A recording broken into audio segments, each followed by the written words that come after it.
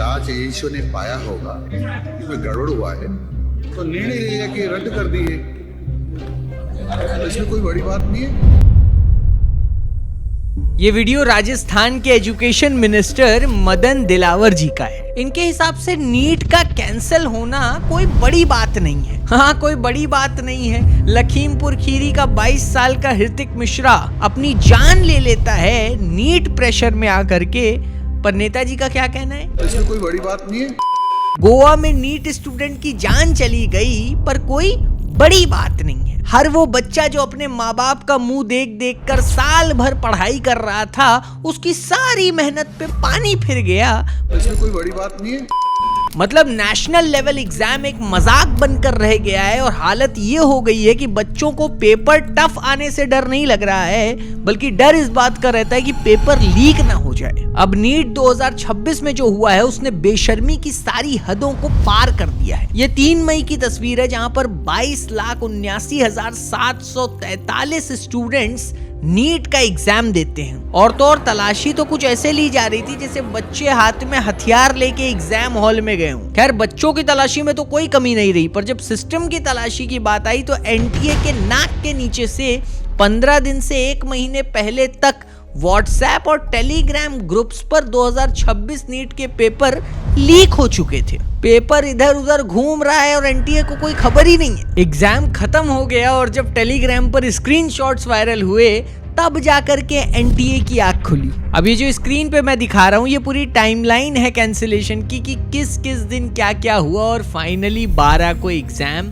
Cancel हो गया। अब वैसे तो एग्जाम से पहले लगभग 410 क्वेश्चंस इधर उधर सर्कुलेट हो रहे थे। जब जांच हुई तब पता चला कि बायोलॉजी के 90 एंड केमिस्ट्री के 45 क्वेश्चंस एक्चुअल पेपर से मैच कर रहे थे। इवन शॉकिंग बात ये थी कि केमिस्ट्री का तो सीक्वेंस तक मैच कर रहा था, मतलब एक कॉमा तक नहीं बदला। अब ये जो पूरा पेपर लीक का मामला है ये अलग अलग लीक माफियाओं के द्वारा एक नेटवर्क बना करके लीक किया जाता है। सबसे पहले नासिक के एक प्रिंटिंग प्रेस से ये वायरल होता है, वहां से एक चेन क्रिएट होना शुरू होती है और वो गुरुग्राम के एक डॉक्टर तक पहुंचती है। उसके बाद जयपुर के 2 भाइयों दिनेश बिवाल और मंगीलाल बिवाल तक पेपर पहुंचता है। अब इसमें भी हैरानी की बात यह है कि जब ये सब लीक का मामला सामने आया है तो दिनेश बिवाल के पॉलिटिकल कनेक्शंस भी लोगों के सामने आ चुके हैं। दिनेश 2014 में ही बीजेपी युवा मोर्चा का डिस्ट्रिक्ट जनरल सेक्रेटरी रह चुका है। और तो और इंटरनेट पे लोग दिनेश की और एजुकेशन मिनिस्टर, जिनको मैंने शुरू में ही इंट्रोड्यूस करवाया, मदन दिलावर की फोटोज को भी लोग वायरल कर रहे हैं। स्पोर्ट मिनिस्टर राजवर्धन सिंह राठौड़ के साथ भी उसकी फोटोज वायरल है। अब अभी तक की ऑफिशियल रिपोर्ट्स के अकॉर्डिंग पेपर दिनेश बिवाल के थ्रू राजस्थान के सीकर में बहुत तेजी से सर्कुलेट हुआ। अब सीकर जिसे लोग दूसरा कोटा भी बुलाते हैं, वहां से ये पेपर हिंदुस्तान के दूसरे स्टेट्स तक पहुंच गया। दिल्ली, बिहार, जम्मू कश्मीर, केरला।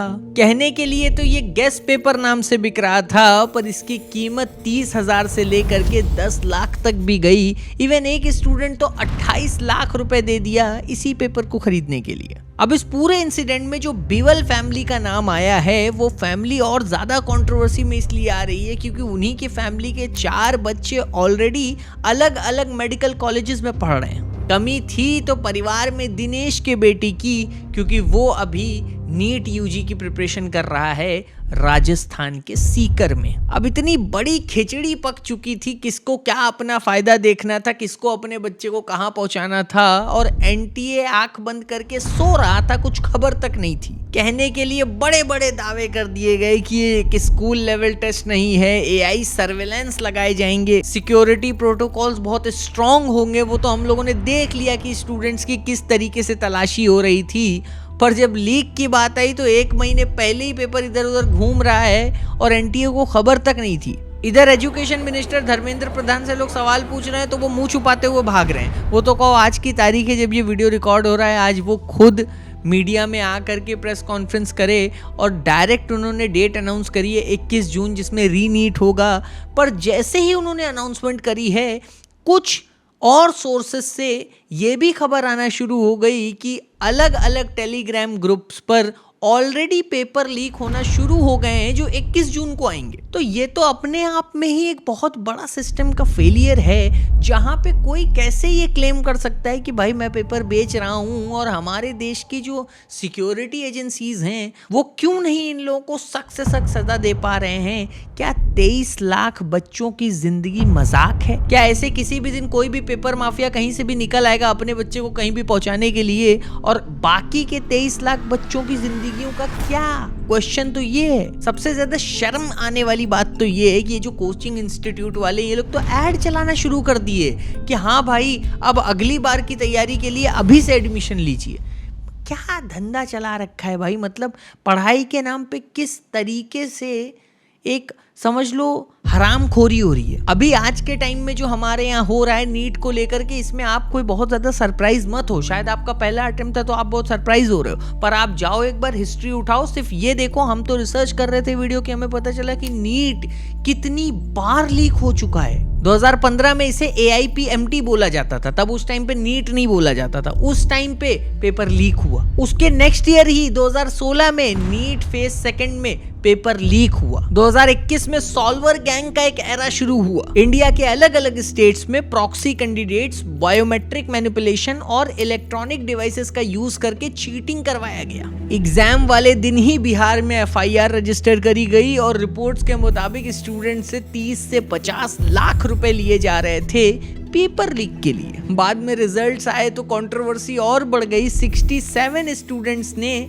परफेक्टली 720 स्कोर किया, जबकि उसके पिछले साल 2023 में सिर्फ 2 ही टॉपर थे। हरियाणा के एक ही सेंटर से मल्टीपल टॉपर्स निकल गए। 718, 719 मार्क्स ने तो और बड़े बड़े सवाल खड़े कर दिए थे। बाद में NTA ने क्लैरिफिकेशन दिया, ग्रेस मार्क्स, ये सब मैंने उस टाइम पे समझा दिया था। मैंने खुद नीट पे वीडियो बनाया था, उस वीडियो में मैंने अच्छे से एक्सप्लेन किया था ये सारी चीजें। पॉइंट वो है ही नहीं कि क्या हुआ, ग्रेस मार्क्स, NTA क्या बोला, ये पॉइंट था ही नहीं। पॉइंट ये था कि भाई 2 साल पहले हुआ था, किसको सजा हुई और कितनी कड़ी सजा हुई। क्वेश्चन ये है कितने कठोर इस पे एक्शन होंगे, वही इसको डिसाइड करेंगे कि आगे ये पेपर सिक्योर होने वाला है या नहीं। बिकॉज अगर ऐसे ही पकड़ के छोड़ देंगे या फिर कोई प्रॉपर इन्वेस्टिगेशन होगी नहीं तो कोई आउटकम नहीं निकल करके आने वाला है। 2026 में वही सेम चीज रिपीट हो गई। बिकॉज यहाँ पर जो माफिया लोग उनको पता है कि भाई कोई एक्शन होने वाला नहीं है, कुछ दिन जाएंगे जेल ही चले जाएंगे, उसके बाद निकल आएंगे। वो धड़ल्ले में वो इसी काम को कर रहे हैं। 30 लाख 40 लाख रुपए की बात है तो हर कोई डिस्ट्रीब्यूट करने में लगा हुआ है, अपना अपना पार्ट प्ले कर रहा है। और यहाँ पर कोई स्ट्रॉन्ग इन्वेस्टिगेशन भी नहीं हो पा रही है कि जो एक्चुअली में मुजरिम है उसको कड़ी से कड़ी सजा मिले, और वो सजा पूरे भारत देश में सब लोग देख पाए, सब लोग अपनी खुली खुली आंख से देखें कि भाई हाँ ये चीज हुई इसके साथ में। 2024 वाला केस इतना ज्यादा बड़ा हो गया था कि गवर्नमेंट ने बाकायदा एक नई कमेटी बनाई, राधा कृष्ण कमेटी, जो सिर्फ और सिर्फ इसी एग्जाम के लिए बना दी गई।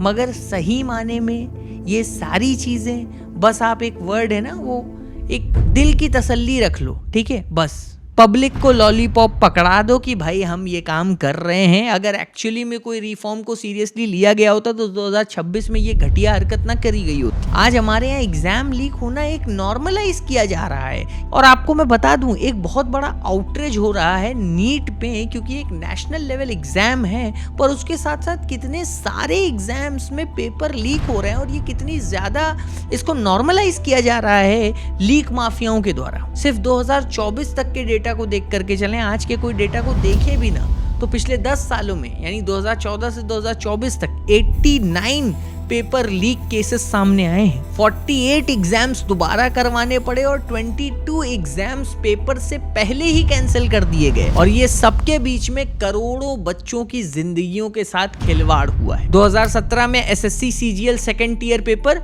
लीक हुआ। 2018 में तो भाई शर्म आनी चाहिए, CBSE क्लास 10th में मैथ का पेपर और 12th में इकोनॉमिक्स का पेपर व्हाट्सएप पे वायरल हो रहा है। 2021 में राजस्थान का आप उठाओ, रीट का पेपर स्ट्रॉन्ग रूम से लीक हुआ। और उसके साथ साथ इतनी लंबी लिस्ट है कि मैं जुड़ाता चला जाऊं, ये लिस्ट खत्म नहीं होगी। मैंने बताया ना 89 पेपर लीक। अभी ये देखो स्क्रीन पे आपको आ रहे हैं, बिहार में paper leak, UGC NET exam, UP RO, Bihar BPSC, Himachal Pradesh में इतने सारे लीक हुए। आप ये लिस्ट देखो सिर्फ एक बार, और रिसेंटली अप्रैल में ही बिहार एईडीओ एग्जाम में इन लोगों ने सारी हदें पार कर दी। बायोमेट्रिक मशीन के नीचे आंसर्स चिपकाए गए और उसके साथ साथ फेक स्टाफ भी बना दिए गए। व्हाट्सएप ग्रुप्स के थ्रू पेपर को सॉल्वर गैंग तक भेजा गया और एआई टूल्स का भी यूज किया गया पेपर को सॉल्व करने के लिए। मतलब जो बायोमेट्रिक सिस्टम चीटिंग रोकने के लिए लगाया गया था वही चीटिंग का सोर्स बन गया। आइए ना हमरा बिहार में।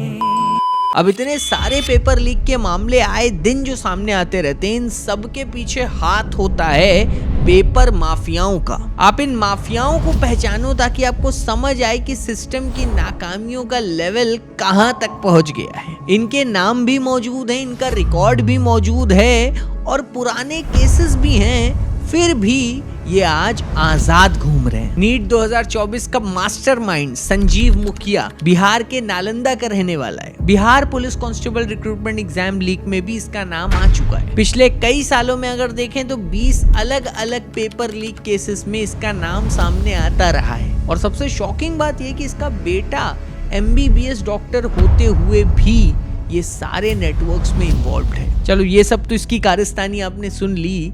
अब सबसे फनी बात बताता हूँ। 2024 में नीट पेपर लीक हुआ। सीबीआई 90 दिन तक कोई चार्जशीट नहीं फाइल कर पाई और डिफॉल्ट में संजीव मुखिया को बेल मिल गई। जो आदमी हमारी जनरेशन का सपना बेच रहा था वो आज फ्री घूम रहा है क्योंकि सिस्टम उसको पकड़ ही नहीं पाया। अब ये तो एक की कहानी है, पर पेपर लीक माफियाओं का नेटवर्क इतना बड़ा है कि आप गिनने बैठो तो आपकी उंगलियां थक जाएं। राजस्थान का जगदीश बिश्नोई, भूपेंद्र सारन, रामू राम रायका, रवि अत्री, ये तो चंद लोगों के नाम है जो बाहर आ पाए हैं। कितने सारे ये पेपर लीक में इन्वॉल्व हैं जिनके नाम बाहर ही नहीं निकले। और सबसे सैड बात क्या है, इनमें से ज्यादातर लोग आराम से फ्रीली घूम रहे हैं और इन सब के खिलाफ जो प्रदर्शन कर देता है, जो एक्चुअली में आवाज उठाने की कोशिश करता है, तो उसको सिस्टम अच्छे से जवाब देता है। 2024 में पटना में स्टूडेंट्स ने फेयर एग्जाम को लेकर के प्रोटेस्ट किया।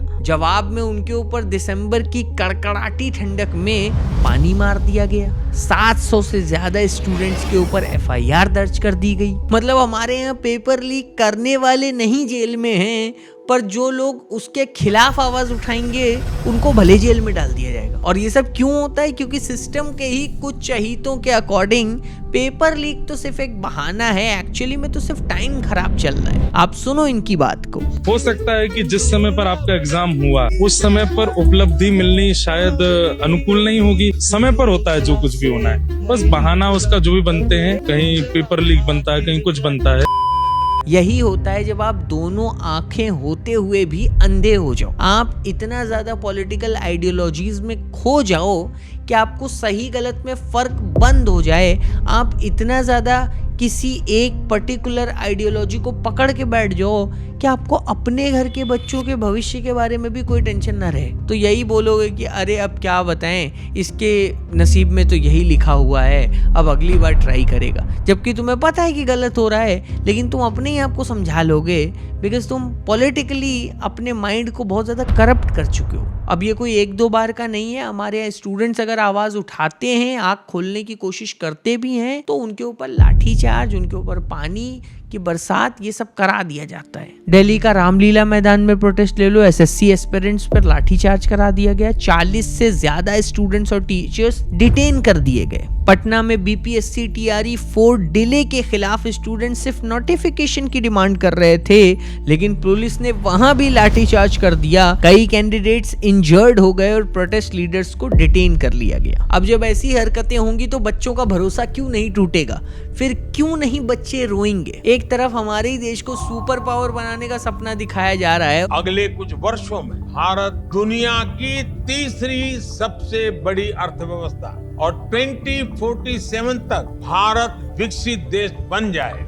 दूसरी तरफ उसी देश का यूथ, जिस देश में सबसे ज्यादा यूथ हैं, हेल्पलेस फील कर रहा है। मैं टूट चुकी हूँ अंदर से। ना हमारी गवर्नमेंट साथ दे रही है, ना कोई साथ दे रहा है। बहुत एक क्रेज आ गया था, Raghav Chadha the Instagram PM, आज वो भी चुप बैठा हुआ है, बच्चों की आवाज नहीं उठा रहा है। मतलब इतना सब कुछ होने के बावजूद सिस्टम प्रॉब्लम को मानने को ही तैयार नहीं है। मतलब हमारे यहाँ स्टेट लेवल एजुकेशन मिनिस्टर कितना फ्रीली बोल रहे हैं कि नहीं कोई बात नहीं है, कोई बहुत बड़ी बात नहीं है। और इस सब का सॉल्यूशन ना हमारे और आपके ही हाथ में, हमें और आपको ही सरकार से सवाल पूछना होगा। अंधे मत बनो, क्वेश्चन करो। भाई इतने बड़े बड़े पेपर लीक हो रहे हैं और लीक वालों में भी अगर पॉलिटिकल लिंक सामने आते हैं तो इसका क्या मतलब है? आखिर बच्चों के फ्यूचर के साथ ये लापरवाही कब तक चलेगी? एनटीए ने तो कह दिया रजिस्ट्रेशन फीस नहीं ली जाएगी, लेकिन बच्चों पर जो मेंटल प्रेशर पड़ रहा है उसकी जिम्मेदारी कौन लेगा? यही टेंशन और अनसर्टेनिटी की वजह से कितने बच्चों की जाने जा रही हैं। मैंने वीडियो में शुरू में भी बताया, आज अगर हमारे शिक्षा मंत्री आकर के प्रेस कॉन्फ्रेंस कर रहे हैं और लोगों को एड्रेस भी कर रहे हैं, और जो बच्चे इतना ज्यादा डीपली डिसहार्टेंड हो चुके हैं उनका क्या? यहाँ डेट अभी आई है कि 21 जून को एग्जाम है और ऑलरेडी रीटेस्ट के जो पेपर लीक हैं वो टेलीग्राम पर वायरल होना शुरू हो गए हैं। तो भाई हमारे देश में एनटीए क्या कर रहा है और इसके पीछे कौन लोग हैं, उनको क्यों नहीं सामने लाया जा रहा है? ये कोचिंग वाले, सॉल्वर गैंग, जितने पेपर लीक माफिया हैं, सबको क्यों नहीं सामने एक्सपोज किया जा रहा है? भाई सॉल्यूशंस तो ऑलरेडी एग्जिस्ट करते हैं। CBT based exams, encrypted paper delivery, fast track courts, life time bans,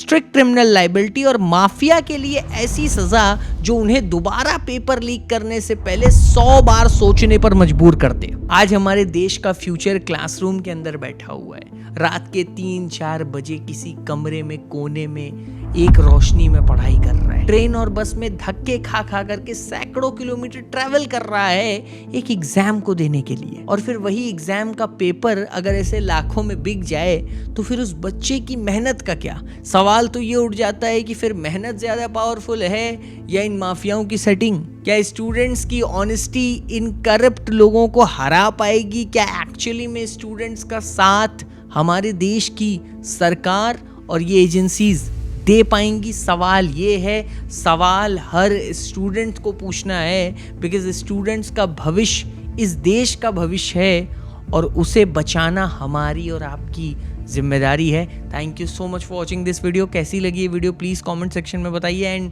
बस ये एक अवेयरनेस बेस्ड वीडियो है, इसको जितना ज़्यादा फैला सकते हो फैलाओ, शेयर करो ज़्यादा से ज़्यादा लोगों तक। और मैं कुछ नहीं बोलूँगा इस वीडियो में, बिकॉज बहुत ही डिसहार्टेंड हूँ मैं खुद।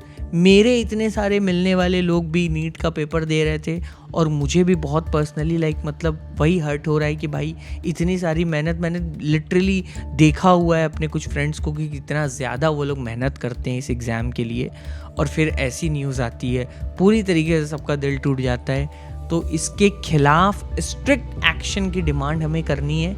And yes, thank you so much for watching this video. और अगर आप ऐसे और वीडियोस देखना चाहते हो तो please subscribe this channel and bell icon को ऑन करिए, बिकॉज काफ़ी लोग चैनल देखते हैं बट बेल आइकन को भी नहीं ऑन करते हैं अगर सब्सक्राइब करके रखते हैं, और काफ़ी लोग वीडियोस देखते हैं सब्सक्राइब ही नहीं करते हैं। प्लीज़ सब्सक्राइब दिस चैनल, बिल्कुल फ्री होता है। काफ़ी लोग ऐसे वीडियोज़ को बनाने में हेल्प करते हैं, सो मतलब बहुत हमारा भी मोटिवेशन बढ़ता है अगर आप सब्सक्राइब करोगे। एंड यस, मैं आपको मिलूंगा अगले वीडियोस में। अगर आपके पास में कोई यूनिक टॉपिक है तो आप @mahinergy पे आकर के मुझे इंस्टाग्राम पे शेयर कर सकते हैं। एक्स पे भी मेरा सेम यूज़र हैंडल है। एंड यस, मैं मिलूंगा आपसे अगली वीडियो में। Thank you, God bless you all.